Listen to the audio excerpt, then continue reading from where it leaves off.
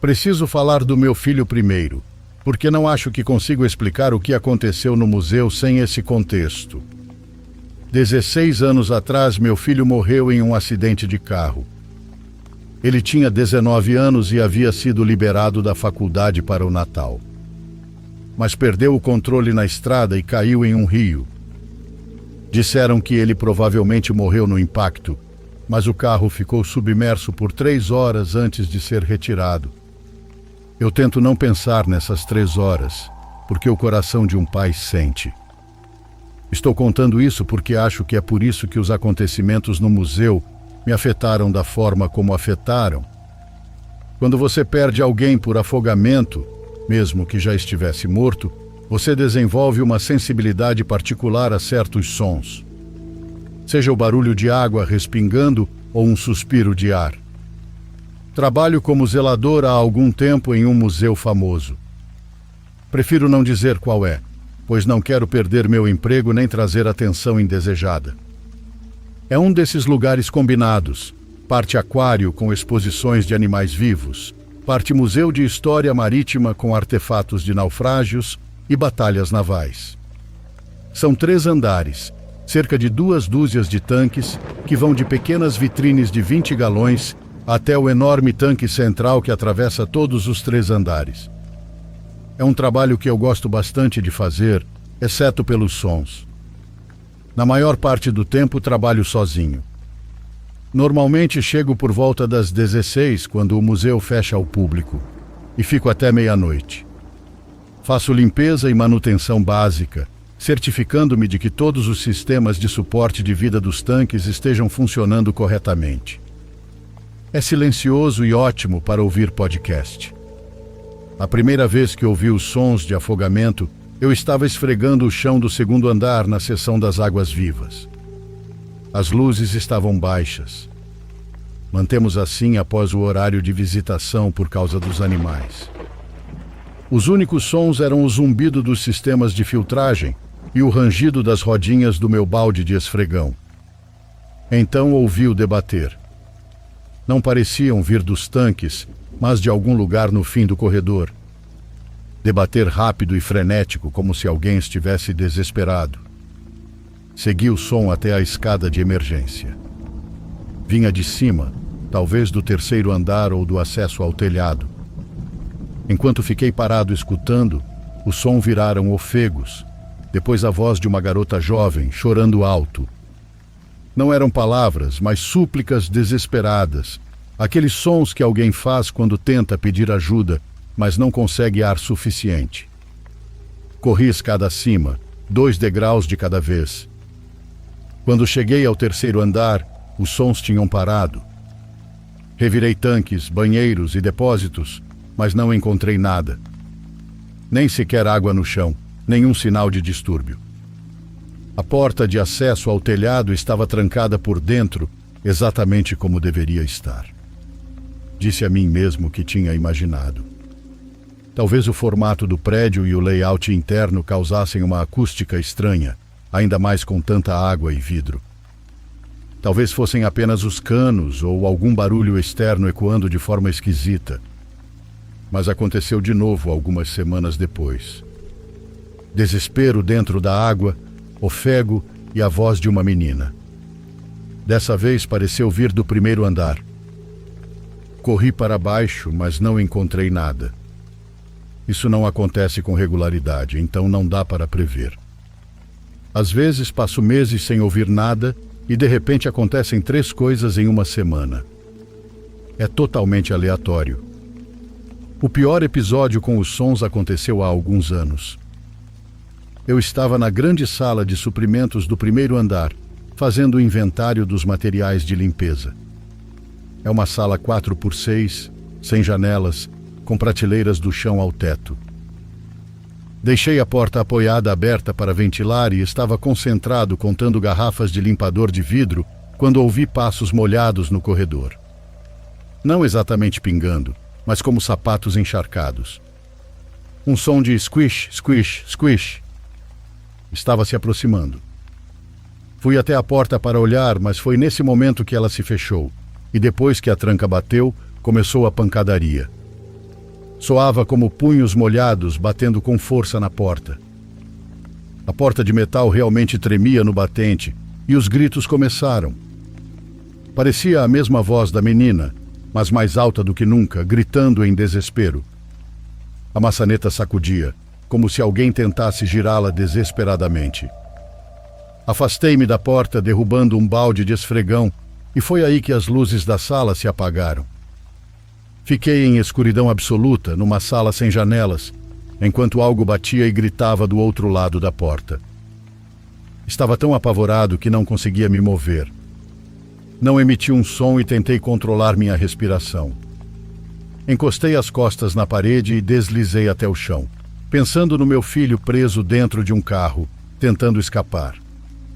As pancadas continuaram por uns 5 minutos, mas de repente pararam no meio de um grito e as luzes simplesmente voltaram. Fiquei na sala um tempo. Quando algo assim acontece, você simplesmente não abre a porta de imediato. Esperei, refleti e, por fim, juntei coragem para sair. Quando finalmente abri a porta, havia uma pequena poça de água no chão, com pegadas que levavam pelo corredor em direção à entrada principal.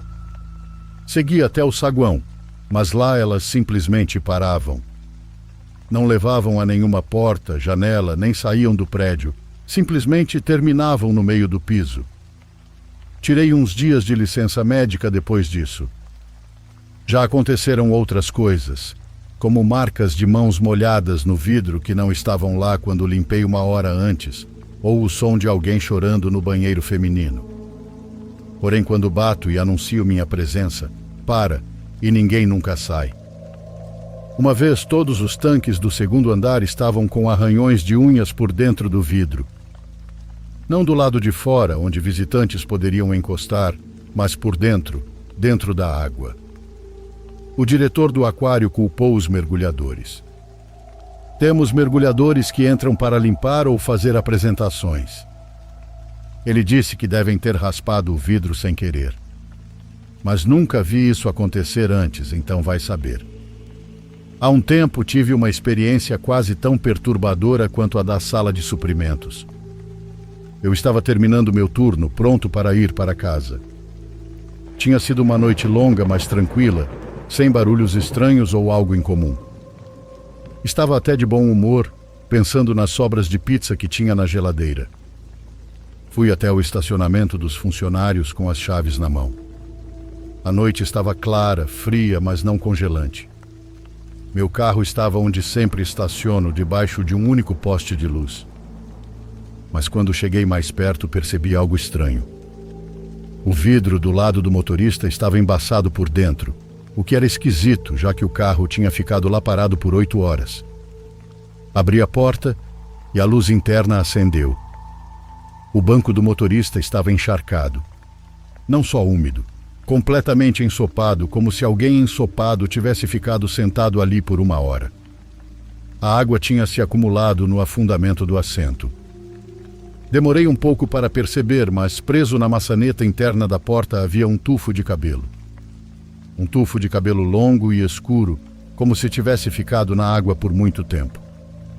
Fiquei parado olhando, até sentir as chaves cravando na minha mão, de tanto que eu as apertava. Usei papel toalha dos materiais de limpeza do trabalho para limpar a bagunça e joguei tudo no lixo. Dirigi para casa com um saco de lixo sobre o banco e não preguei os olhos naquela noite. Nem preciso dizer que fiquei acordado pensando naquele cabelo. Na manhã seguinte fiz algo que vinha evitando há anos. Pesquisei afogamentos ligados ao museu. O prédio é relativamente novo, construído sobre o terreno de um pier antigo que existia desde a década de 40. Não sei se tem relação, mas encontrei 3 mortes possivelmente ligadas desde então. 2 foram de trabalhadores que caíram durante a construção do pier original. Mas houve uma diferente. Uma menina de 13 anos caiu do pier durante uma excursão escolar nos anos 50. Segundo os relatos, ela era boa nadadora, mas bateu a cabeça em uma estaca ao cair. Quando a tiraram da água, tinha ficado submersa por quase 20 minutos. A foto do jornal mostrava uma garota de cabelo escuro e comprido, sorrindo para a câmera, vestindo o uniforme da escola. Terminei minha pesquisa por ali. Ainda trabalho no museu e não planejo sair tão cedo. Não dá para abrir mão do plano de saúde, especialmente agora que estou mais velho. Já faz tempo que não ouço nenhum som estranho, então só faço meu trabalho, sigo meus dias e espero que nada aconteça de novo.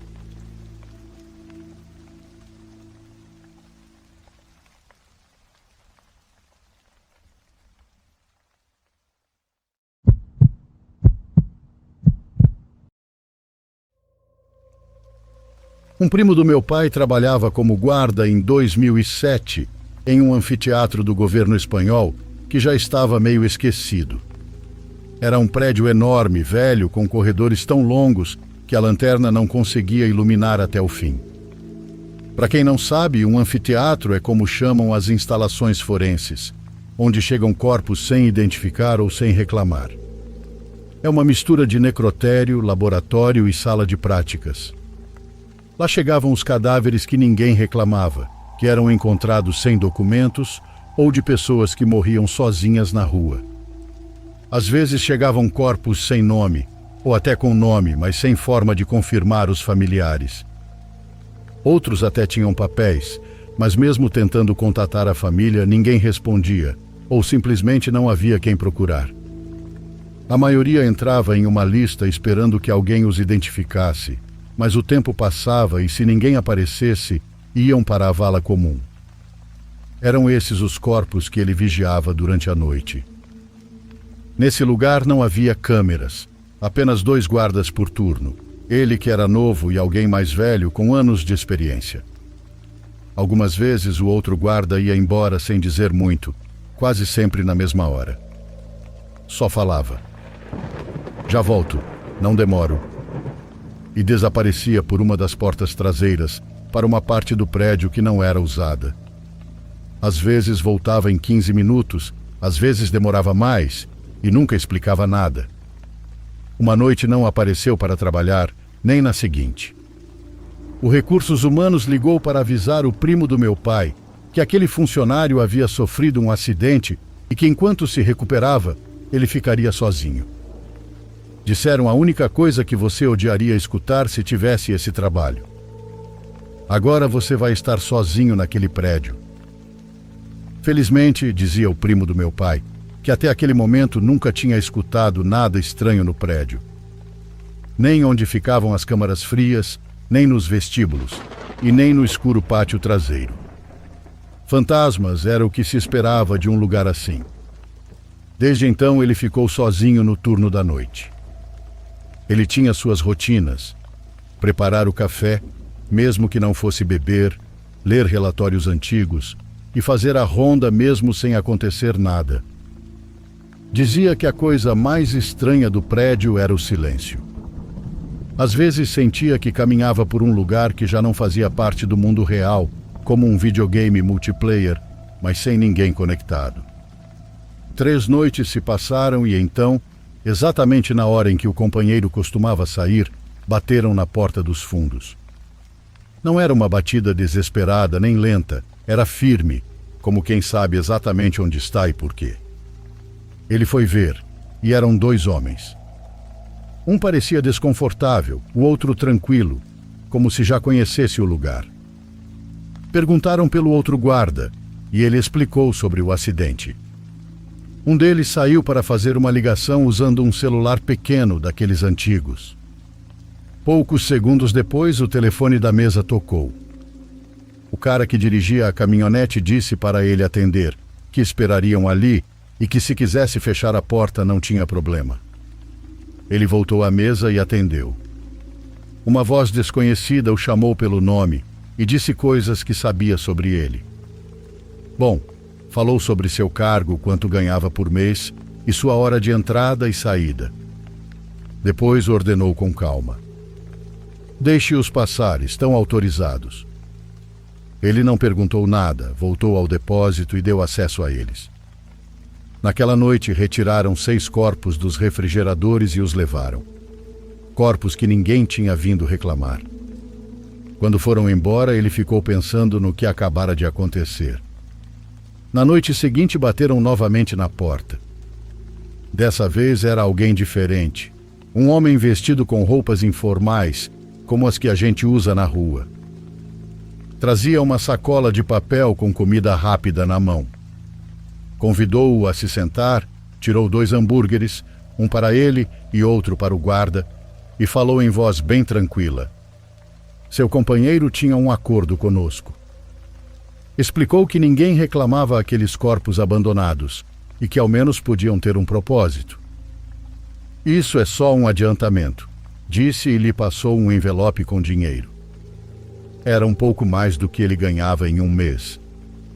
Antes de ir embora, deixou claro que quando precisassem de algo iriam ligar. Não era necessário dizer "eu aceito", apenas receber o envelope já bastava. Ele só precisava se certificar de que os corpos estivessem marcados para que a caminhonete chegasse e seus funcionários não precisassem ficar escolhendo. Na primeira noite em que falaram por telefone, pediram 3 homens. 2 podiam ser quaisquer, mas o terceiro precisava ter certas características. Alguém de cabeça raspada, sobrancelhas grossas, rosto largo e aparência forte e séria. Quando ele reportou que não havia ninguém com essas características, disseram para ficar atento quando aparecesse alguém assim. Passou quase um mês até que ligassem de novo. Dessa vez o pedido foi diferente. Um homem, uma mulher e uma criança. Quando escutou isso, ficou em silêncio. O sujeito do telefone não repetiu a frase, apenas desligou. Ele permaneceu muito tempo sentado, imóvel, mordendo o lábio. Sabia que o homem que estava no refrigerador era um corpo que tinham enviado a uma escola de medicina, mas que tinha sido devolvido. A mulher também estava lá, recém-chegada, sem família para buscá-la. Mas na parte da criança ele travou. Justamente naquela semana, tinha chegado um pequeno que ninguém sabia de onde. Foi encontrado na rua, então fizeram os protocolos e ele ficou guardado no frio. Naquela noite, o primo do meu pai o escondeu. Abriu uma câmara que já não funcionava e colocou o menino lá dentro, cobrindo-o com um lençol para protegê-lo. Também colocou algumas caixas por cima, como se aquilo fosse suficiente. E pela primeira vez se questionou de verdade: por que era tão fácil para ele entregar adultos? Será que já tinha cruzado essa linha sem perceber? Ele colocou o homem e a mulher na posição de sempre, já marcados na fileira, prontos para serem carregados e levados. Justo quando pensava em encerrar tudo, ele viu o menino parado na porta. "Não quero ficar sozinho", disse o menino. "Sinto falta dos meus pais." Um arrepio percorreu suas costas, como se alguém tivesse aberto sua camisa por trás e passado a unha bem devagar. Naquela noite, pela primeira vez, ele considerou desistir. De tempos em tempos, a pessoa que lhe falava ao telefone lembrava daquele homem que haviam solicitado com certas características. Uma noite apareceu um exatamente assim, como se o destino o tivesse mandado. Logo disseram que esse seria pago melhor. Então, quando atendeu a ligação, ele anunciou com entusiasmo: "Transformar-se na pessoa que faz esse tipo de coisa não acontece da noite para o dia. Vai acontecendo pouco a pouco. Nossa mente é muito boa em se adaptar a uma nova normalidade. Um dia te pedem algo mínimo, no seguinte algo um pouco mais arriscado, e meses depois você aceita qualquer coisa, ultrapassando seus próprios limites sem se questionar." Levaram o homem que haviam pedido sob medida, mas o estranho foi que o devolveram na noite seguinte. "Algum problema?" perguntou. "Nenhum, mas a cliente só o queria para passar a noite com ele." Você pode interpretar isso como quiser, e de qualquer forma é aterrador. Antes de ir embora, o homem disse mais uma coisa. "Já se perguntou o que fazem com os corpos?" E ele mesmo respondeu: "Com as mulheres você já sabe, mas há quem os usa para cerimônias. Desse cliente não se sabe muito, pois ele nunca aparece em pessoa e sempre manda alguém diferente. Todos os que foram buscar o pedido têm a mesma atitude. Não falam mais do que o necessário, não olham nos olhos e trazem o pagamento exato em dinheiro, embrulhado em um guardanapo. O pouco que se chegou a saber foi por comentários soltos. Que trabalha com famosos, que fazem encomendas quando precisam fechar ciclos ou se livrar de certas energias. Também chamam quando as coisas começam a dar errado e quando o sucesso começa a ir embora. E fora isso, sabe que ele cobra caro, muito caro. E depois há o outro, um cliente fixo. Ele vem da parte de uma rede de restaurantes, uma dessas grandes, com franquias por todos os lados. São eles que sempre pedem o mais fresco. Sempre recebem dentro de uma caixa térmica profissional, daquelas usadas para transportar cortes nobres. Uma vez perguntei, não porque não soubesse, mas por querer confirmar. Me disseram que era parte de um ritual que faziam para manter as vendas estáveis. Uma recomendação: não coma carne na primeira sexta-feira de cada mês em lugar nenhum. Essa história era contada pelo meu pai. O primo dele pediu demissão 15 dias depois de descobrir o que faziam com os corpos. Meu pai o procurou para saber como ele estava, e foi então que ele lhe contou o que havia acontecido. Meu pai continuou visitando-o pelo menos uma vez por semana. Porém, um dia avisaram que ele havia tirado a própria vida. Meu pai sempre termina essa história dizendo que esse tipo de trato ou negócio se faz com o diabo. Mesmo que não seja ele quem aparece para apertar sua mão ou entregar os papéis para assinar, são as pessoas que se atrevem a fazer essas coisas. Elas são o diabo. E são dessas pessoas que você deve se cuidar, porque sua alma vai estar comprometida por mais dinheiro que te ofereçam.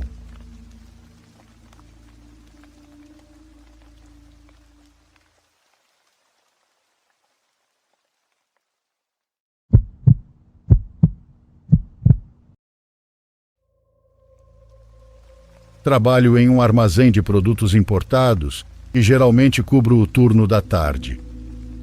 Por segurança nesses dias temos fechado às 7 da noite, mas antes o horário era até às 9. Não posso te enviar fotos do lugar, mas acho que você já entrou em uma dessas lojas. O armazém é amplo e comprido, daqueles organizados em corredores estreitos e simétricos, com prateleiras metálicas até o teto. A iluminação vem de lâmpadas fluorescentes que piscam de vez em quando. A luz é branca, mas não muito forte, deixando sombras nos cantos, principalmente quando o tempo fecha lá fora ou começa a chover.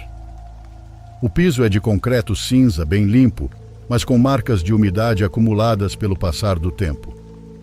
Temos protocolos de organização, mas não sei por que esse lugar nunca chega a parecer acolhedor. É um espaço funcional e prático, mas não tem nenhum detalhe decorativo. As prateleiras estão cheias de produtos variados, como garrafas, frascos, caixas com etiquetas estrangeiras, latas de alimentos importados, cosméticos e detergentes que não se encontram em supermercados comuns. Tudo perfeitamente classificado e etiquetado, embora haja áreas onde a mercadoria parece ter sido movida às pressas ou sem registro. Às vezes acabo ficando sozinha porque minha colega precisa se trancar no escritório para fazer os relatórios que são enviados à dona antes do fechamento. Uma vez há 3 anos aconteceu algo comigo. Eu tinha acabado de começar a trabalhar lá e era época de chuvas. Naquela noite fiquei sozinha e já eram quase 9 da noite. A essa hora ninguém mais entra. Se alguém aparece é por engano ou porque não percebeu o horário. Eu estava agachada organizando mercadorias em uma prateleira quando senti algumas gotas de água caírem sobre minhas mãos. Me assustei, não vou mentir. Gritei, perdi o equilíbrio e caí sentada contra as caixas. Havia uma mulher na minha frente. Ela estava encharcada, pingando, com o cabelo grudado no rosto, usando um vestido preto, como se tivesse acabado de sair do funeral. Não fez um gesto sequer para me ajudar a levantar, apenas me olhava. Perguntei se podia ajudá-la com algo. Pensei que talvez tivesse entrado correndo da chuva ou porque viu a luz acesa. Nada, só me olhava com aquela cara séria. A água escorria de seus dedos e ela não piscava. Me levantei e perguntei de novo. Então ela perguntou se podia ficar um momento, só até a chuva passar lá fora. Não soube o que responder. Algo na atitude dela me deixava em dúvida. Não era que parecesse perigosa, era mais uma sensação. Disse a ela que fechávamos às 9, mas que até lá poderia ficar. Só pedi que não passasse além da entrada para não molhar tudo. Depois até tive vontade de pedir que ficasse perto, para eu não me esquecer de que ela estava lá, mas em um piscar de olhos a mulher desapareceu. Quando minha colega saiu do escritório, me encontrou andando pelos corredores à procura dela. Já íamos fechar e eu não queria que alguém ficasse lá dentro. O piso ainda estava molhado, então vi o rastro de água que formava um caminho. Um que se metia de um corredor a outro, como se ela tivesse caminhado devagar por toda a loja. Minha colega foi buscar o rodo e, ao me entregar, perguntou o que eu estava procurando. Contei sobre a mulher, ou comecei a contar, porque ainda estava pela metade quando ela me interrompeu com um não, tão forte que me congelou. Não a deixe entrar, nunca a deixe entrar. Tá louca? Mas por quê? Perguntei. Achei que fosse uma ladra, ou alguém que já tivesse feito algo antes, que entrava e se escondia para passar a noite na loja. Minha colega me olhou como se eu tivesse cometido um erro grave. Aquela mulher matou uma criança. Juro que meus pelos se arrepiaram todos. Ela me disse que foi bem em frente à loja, há uns 10 anos, e que matou o menino afogando-o em uma noite chuvosa, igualzinha àquela.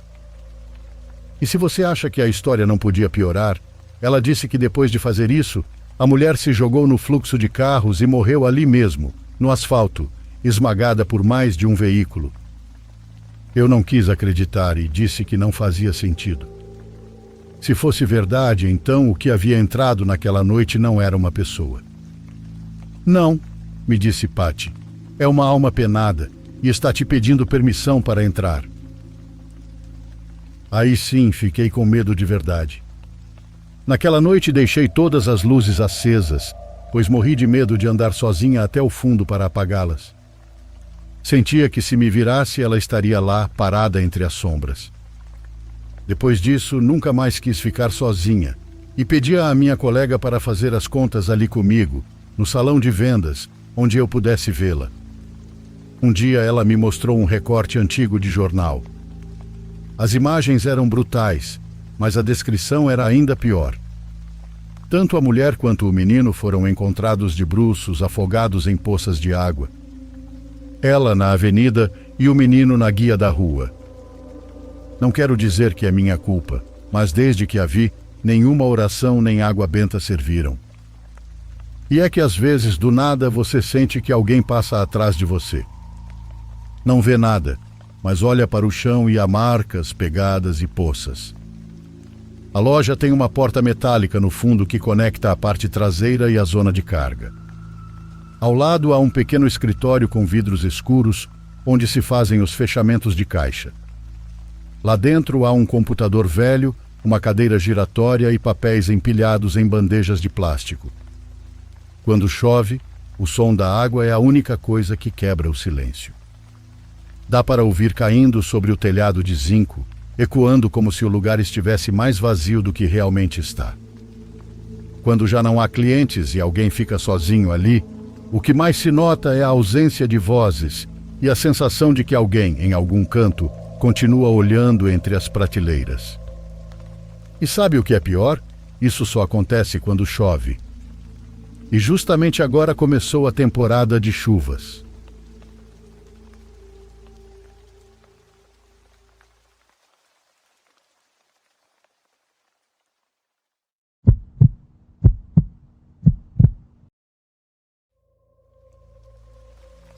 Quero contar para vocês nesta noite uma experiência aterradora que me aconteceu há muitos anos.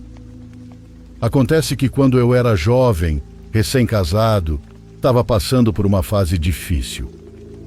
A felicidade que eu deveria sentir com minha esposa, já que tínhamos nos tornado pais, estava sendo ofuscada por uma forte crise financeira que enfrentávamos, pois eu estava há vários meses sem trabalho. Finalmente o céu ouviu minhas súplicas e consegui ser contratado para cuidar de um terreno que um senhor havia adquirido recentemente em uma comunidade rural, onde pretendia construir sua casa. Esse terreno ficava numa área afastada da minha vizinhança, praticamente às margens do rio Tietê.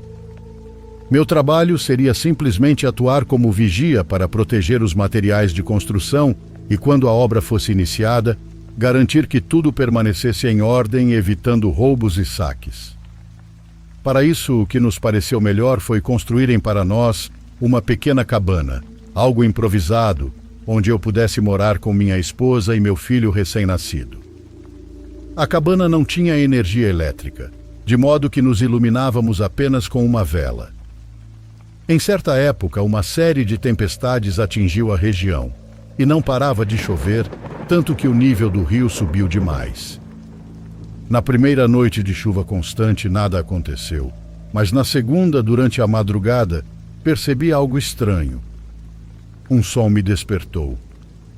Parecia o distante choro de uma mulher, que pouco a pouco foi se transformando em uma doce voz de ninar, como se tivesse a intenção de acalmar uma criança. Esse som foi se aproximando, até ficar a poucos metros da nossa cabana.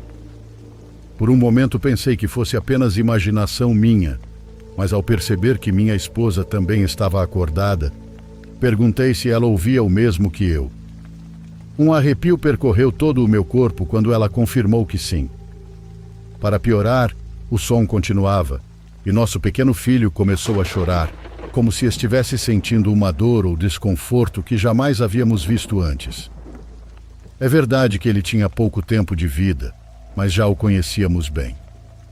Sabíamos se seu choro era de sono, fome ou outra coisa. Quem é pai vai me entender, mas aquilo era diferente. Era como se nosso bebê se retorcesse de dor.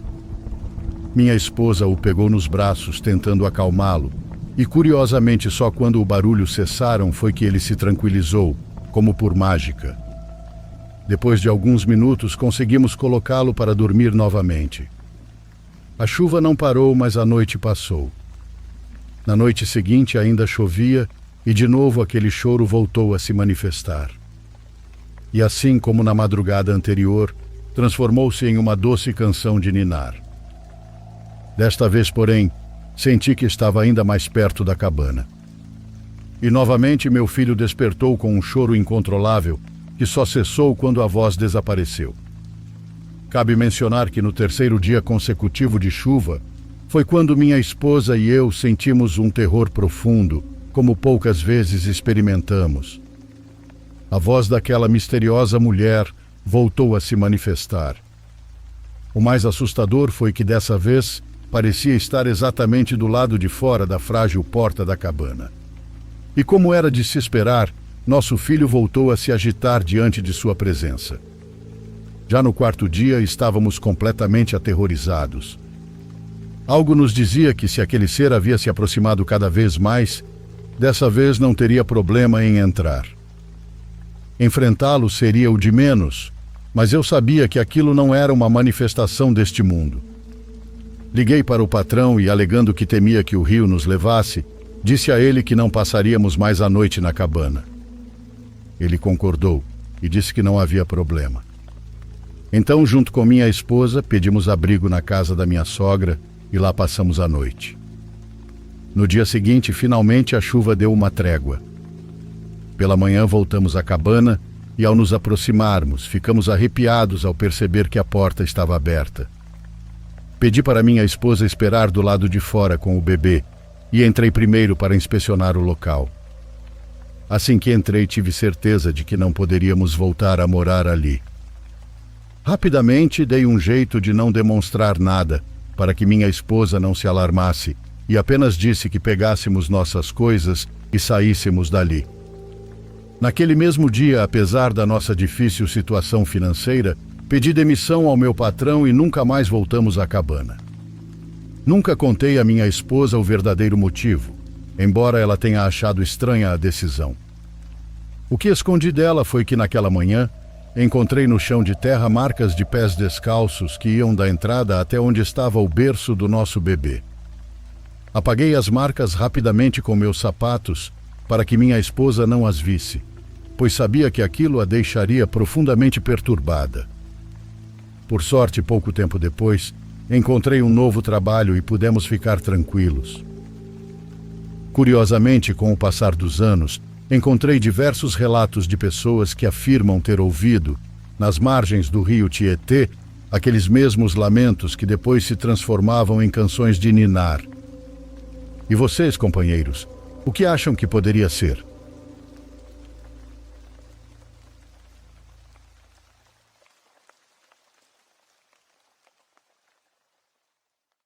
Por favor, curta e se inscreva se você estiver gostando. Agora continuamos.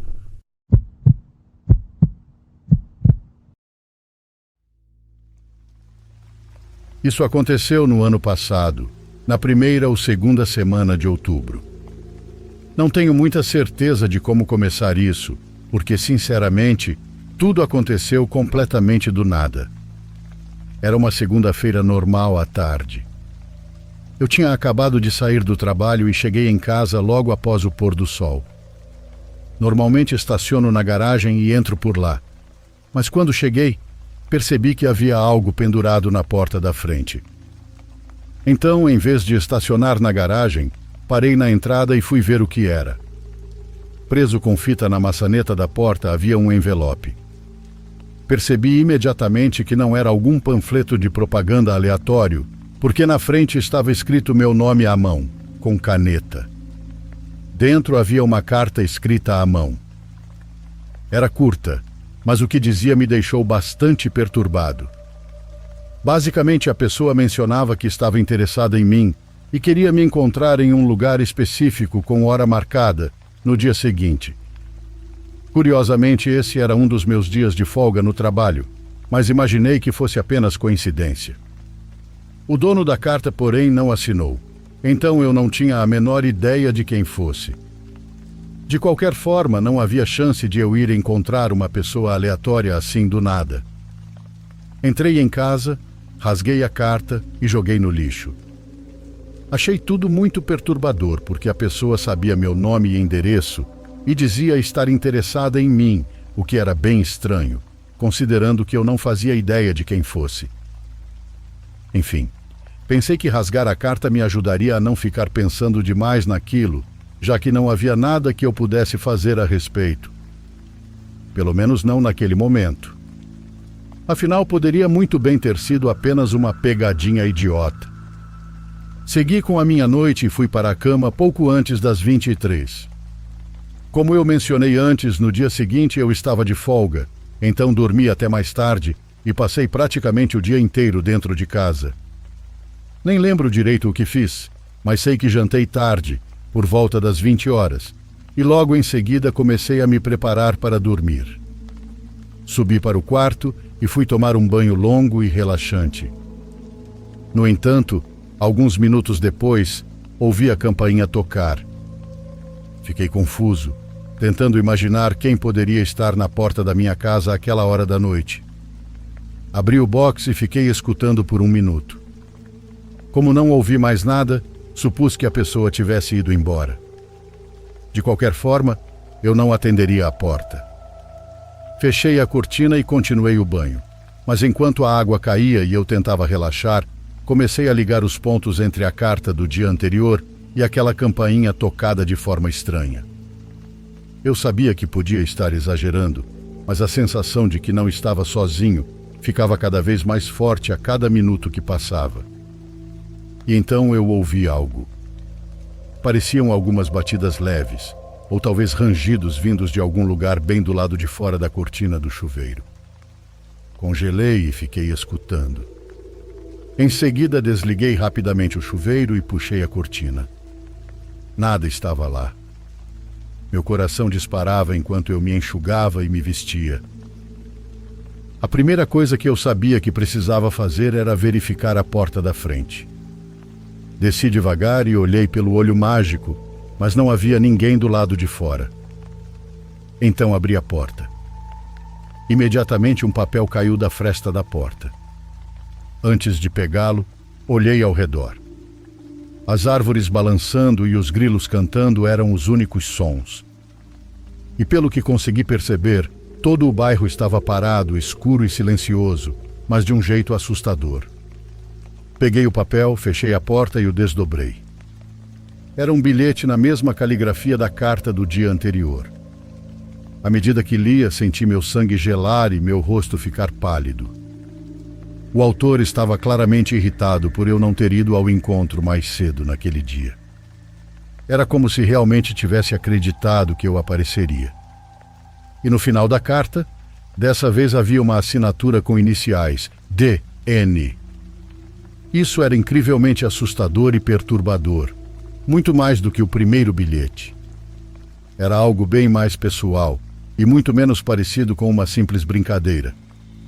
Eu genuinamente não sabia o que fazer porque a pessoa já tinha ido embora e eu ainda não fazia ideia de quem era. Mesmo com as iniciais, não consegui identificar ninguém. Fiquei andando em círculos na sala por uns 30 minutos no mínimo, e mesmo dentro da minha própria casa, não conseguia me livrar da sensação incômoda de que estava sendo observado. Olhei várias vezes pelas janelas e pela porta, mas nunca vi nada. Eventualmente percebi que teria que dormir. Ainda assim, decidi que de manhã iria até a delegacia levar a carta e ver o que eles diriam. Subi as escadas e ao chegar no topo, de repente ouvi de novo aquelas batidas ou rangidos.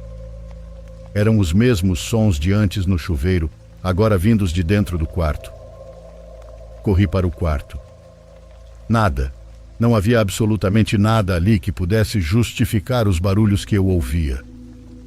Eu admito, não eram sons assustadores em si, mas com tudo o que estava acontecendo, aquilo fazia parecer que qualquer detalhe podia ser alguma coisa, mesmo que provavelmente não fosse nada.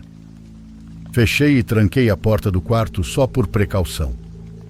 Verifiquei o armário, cada canto do quarto, e pouco antes de me deitar, lembrei de mais um lugar. Eu nunca ia lá, mas havia uma pequena sacada ligada ao quarto principal.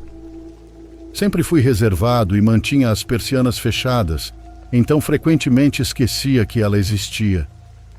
Caminhei até lá e empurrei algumas persianas para alcançar a maçaneta da porta. Mas nem precisei girá-la para perceber que já estava destrancada. Não havia como eu ter deixado assim. No entanto, não tive tempo de abrir a porta, porque um segundo depois uma figura se moveu no canto da sacada. Meus olhos se fixaram nele. Vi que estava me encarando enquanto se movia para o outro lado da porta. Girei e saí correndo do quarto. Enquanto eu fugia, ouvi a porta da sacada se abrindo, mas corri até a casa do vizinho mais próximo em quem confiava. O cara pareceu não conseguir perceber para onde eu tinha corrido. A polícia chegou à minha casa em menos de 10 minutos e começou a vasculhar o local. Mesmo assim, eu continuava extremamente nervoso, porque sabia o quão terrível seria se ele escapasse. E, infelizmente, foi exatamente o que aconteceu.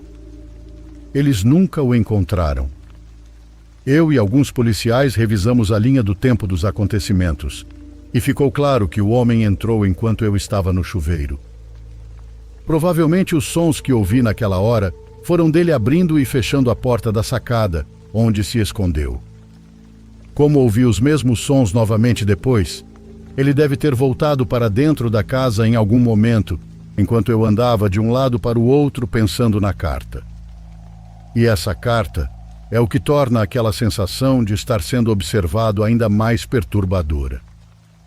E acima de tudo, o que acho realmente inquietante é que no breve momento em que vi o homem me olhando, tive a sensação estranha de que ele me parecia familiar. Não como alguém que eu conhecia, mas talvez alguém que eu já tivesse visto de passagem em algum momento. Me mata não conseguir lembrar onde ou quando o vi.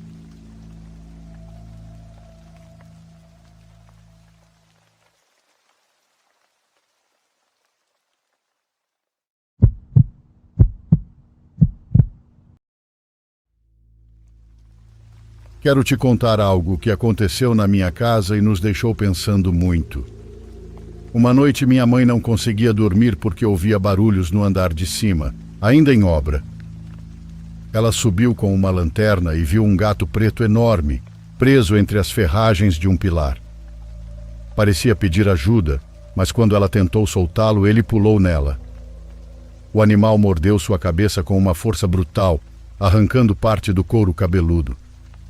Ela gritou e eu corri, mas não pude fazer nada. Meu pai e meus tios chegaram com paus e bateram nele várias vezes até que finalmente o gato caiu no chão. Minha mãe estava ensanguentada e a levamos imediatamente ao hospital. Horas depois, quando voltamos, meu pai subiu para enterrar o pobre bicho, mas ele já não estava lá. Não havia sangue, apenas pegadas na poeira. Primeiro de gato, depois alongadas até se transformarem em pegadas humanas descalças que subiam pela parede até o telhado. Minha avó, que nos esperava embaixo, disse sem hesitar: "Isso não era um gato. Provavelmente veio pela menina", referindo-se à minha irmã recém-nascida. Suas palavras nos gelaram. O medo se confirmou no dia seguinte. Nosso vizinho jurou que depois que fomos ao hospital, viu uma pessoa de cabelo branco e comprido no nosso telhado. Ele chamou a polícia, revistaram tudo, mas não encontraram nada. "Isso não era uma pessoa normal", disse, olhando-nos com os olhos arregalados. Durante várias noites, minha mãe dormia na sala ao lado do berço, com minha avó rezando ao lado dela. Às 3 da manhã sempre acontecia algo. Os cachorros paravam de latir, a bebê chorava olhando para cima e do teto vinham arrastes suaves, como se alguém caminhasse sobre a laje. Um dia, limpando o quarto de cima, encontramos mechas de cabelo branco presas nas ferragens. Não eram de nenhum de nós. Minha avó as juntou com sal e álcool e queimou em uma vasilha de barro. O fogo saiu azul e deixou um cheiro adocicado, nada parecido com cabelo humano queimado. Achamos que isso encerraria tudo, mas a laje sempre amanhecia com pegadas descalças, indo até a beira e desaparecendo, como se alguém tivesse dado um passo no vazio. Meu pai tentou selar tudo com cimento e arames, mas as pegadas voltavam. Uma madrugada foi minha vez de fazer vigia. A casa estava em silêncio quando senti o ar esfriar de repente. De cima veio um rangido. Corri até a sala e o berço rangia sozinho, como se uma presença que não estava ali o embalasse. Minha mãe rezava em voz alta e a bebê ria olhando para cima. Quis acreditar que era só o vento, mas o frio no ar me dizia outra coisa. Com o tempo, minha mãe se recuperou, embora a cicatriz na cabeça seja a prova de que aquilo não foi sonho. Na nossa família, não falamos o gato, falamos a coisa do telhado. E o mais estranho é que tudo terminou quando batizamos a bebê. Foi como se aquela cerimônia tivesse fechado a porta que alguém tentava abrir.